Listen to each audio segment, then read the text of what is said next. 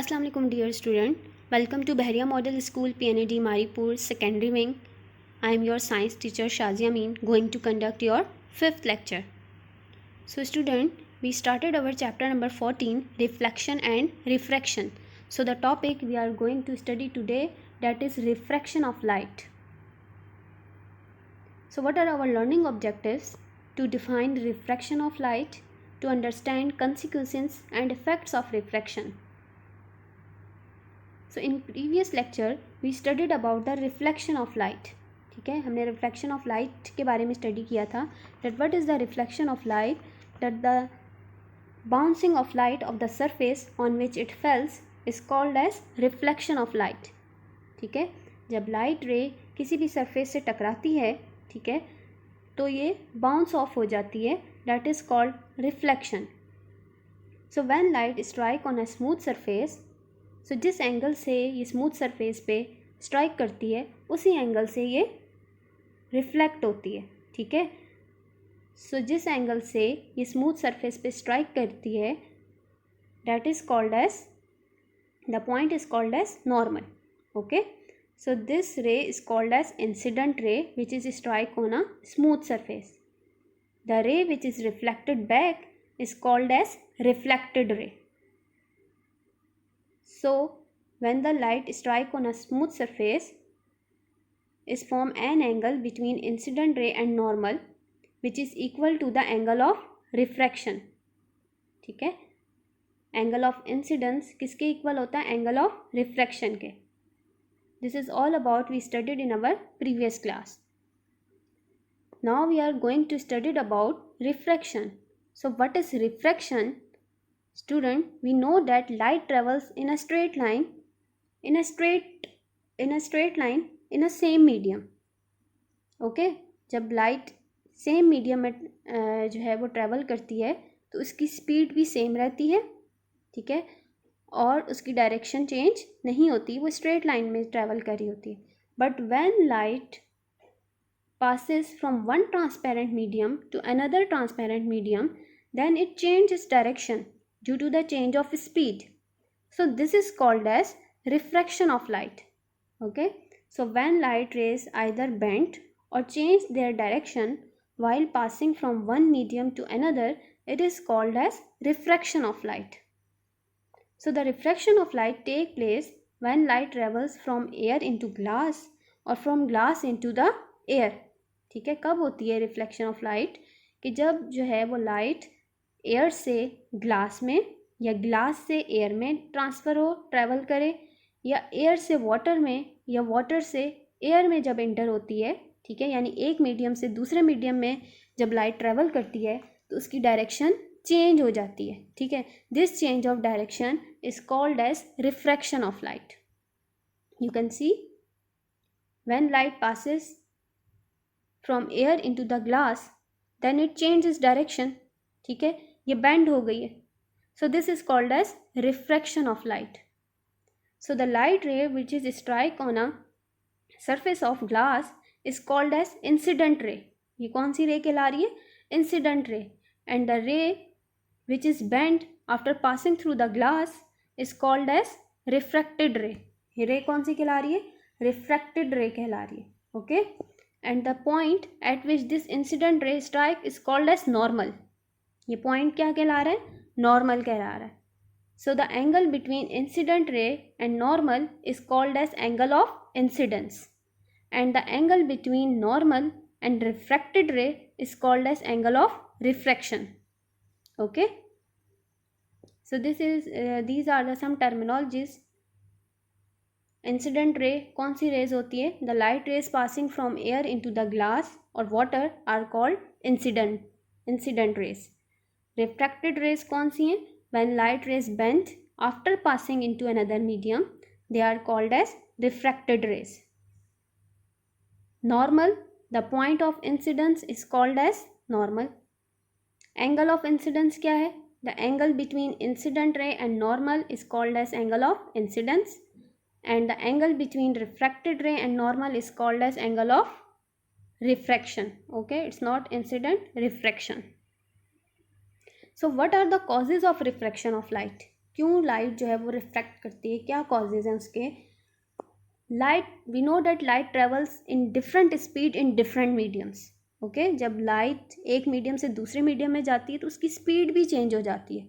For example, light travels faster in air than in a glass.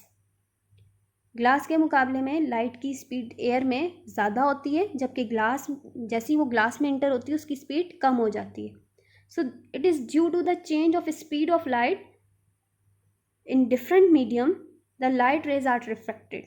Okay, cause क्या है, light क्यों bend हो जाती है, उसकी डायरेक्शन क्यों चेंज हो जाती है, क्योंकि जब एक मीडियम से दूसरे मीडियम में ट्रैवल करती है तो उसकी स्पीड चेंज हो जाती है, जिसकी वजह से उसकी डायरेक्शन भी चेंज हो जाती है। ठीक है, वो रिफ्रैक्ट कर जाती है।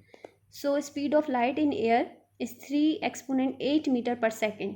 ठीक है, which is very faster, while speed of light in water is slower, that is 2.26 exponent 8 meter per second, and while speed of light in glass is 1.97 exponent 8 metre per second. ठीक है, पानी से भी ज़्यादा जो है वो स्लो ट्रैवल करती है ग्लास में। So causes of refraction of light, case 1 है आपके पास, when light rays travel from air into the glass और from air into the water, what happen, then it bends towards the normal। ठीक है, यानी क्या कॉज है रिफ्रैक्शन का, कितनी बेंड करती है लाइट। जब लाइट जो है वो एयर से यानी लाइटर मीडियम से किसी डेंसर मीडियम में एंटर होती है तो वो नॉर्मल से करीब हो जाती है। ठीक है, नॉर्मल की तरफ बेंड कर जाती है। क्यों, क्योंकि उसकी जो स्पीड है वो डिक्रीज हो जाती है। ठीक है, एयर में तो उसकी स्पीड फास्टर है, लेकिन जैसे ही वो ग्लास या वाटर में एंटर होगी उसकी स्पीड स्लो हो जाएगी और वो नॉर्मल की तरफ बेंड कर जाएगी। ठीक है, because the speed of light decreases while travelling from air into glass और water. While in case 2 it is just opposite to the previous one, when it is travel from glass or water into the air। जब water से या glass से ये air में inter होती है तो फिर इसकी डायरेक्शन कैसी होती है कि ये नॉर्मल से दूर हो जाती है, दूर हट जाती है। It bend away from the normal because when it travels from denser to lighter region. ठीक है, अब ग्लास में या वाटर में उसकी स्पीड स्लो है, लेकिन जैसे ही वो एयर में लाइटर मीडियम में आती है उसकी स्पीड फिर फास्ट हो जाती है और वो नॉर्मल से दूर हट जाती है। ठीक है, so what are the effects and consequences of the refraction. Refraction की क्या इफेक्ट्स हमें नज़र आ रहे होते हैं। तो सबसे पहले इफेक्ट तो हमें हमारी आइज़ है। ठीक है, the every moment when we open our eyes, light entering in our eyes, it is refracted by our cornea and eye lens before it reaches to the retina and form an image।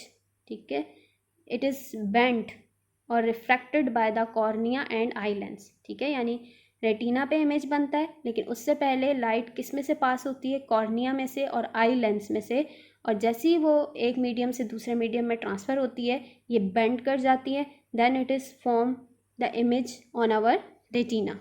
Okay, then what are the other effects of refraction।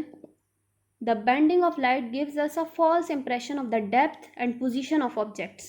ठीक है, ये हमें गलत impression देती है depth का और position of objects का। For example, a swimming pool always look shallower than it really. हमें हमेशा स्विमिंग पूल कैसे नज़र आते हैं, जैसे कम गहरे हैं, लेकिन असल में वो बहुत ज़्यादा गहरे होते हैं। तो हमें क्यों कम गहरे नज़र आ रहे होते हैं, this is because of the bending of light. okay, because the light coming from the bottom of pool bends at the surface due to the refraction of light। bottom से जब light surface पे आती है, air में enter होती है, वो bend कर जाती है और हमें एक उसकी डेप्थ का फॉल्स इंप्रेशन नज़र आता है। सिमिलरली मिराज एंड लूमिंग, ठीक है, जो नज़र का धोखा है, सहरा में हमें पानी नज़र आ रहा होता है या हाईवेज पे रोड पर हमें जो है वो पानी नज़र आ रहा होता है। ठीक है, it is the optical illusion, हमारी नज़र का धोखा होता है, which is the result of refraction of light. So you can C in this picture the chest is in the water. So light from this object when passing from water into the air then it bends। ठीक है, अब इस light जो है इसमें से reflect करती हुई जब एक मीडियम से दूसरे मीडियम में ट्रांसफ़र होगी, ट्रैवल करेगी, तो वो बेंड हो जाती है, ठीक है। जब बेंड होती है तो इसका जो इमेज बनेगा वो रॉन्ग डायरेक्शन में बनेगा, ठीक है। So it gives a false impression of the position कि चेस्ट तो यहाँ पर है, लेकिन बेंडिंग ऑफ लाइट से हमें उसकी पोजीशन गलत डायरेक्शन में नज़र आ रही होती है, ठीक है। इसलिए अक्सर जो है वो पानी में जो कोइन वगैरह गिरे हुए होते हैं तो हमें उसकी गलत डायरेक्शन नज़र आ रही होती है, ठीक है। This is just because of refraction of light.